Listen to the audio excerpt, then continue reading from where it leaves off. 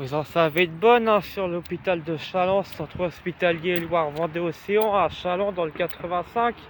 Le chef des urgences, le médecin-chef des urgences en personne, a été suspendu pour faute professionnelle grave qui a entraîné le décès de certains patients.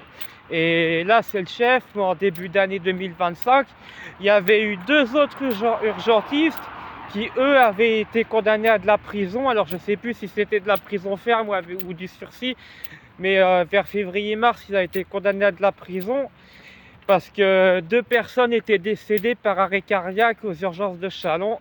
Et en 2013, bon, ça date quand même, il y a une femme qui est en dépression pour troubles psychiatriques. Elle a été placée en isolement.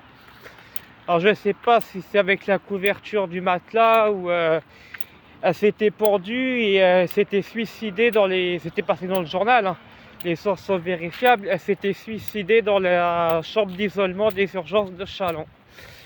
Et comme je vous l'ai filmé, cette chambre d'isolement des urgences n'est pas équipée de toilettes, hein. Donc autant dire que tu fais pipi, caca, tu urines sur le sol et tu te fais engueuler alors que c'est pas de ta faute.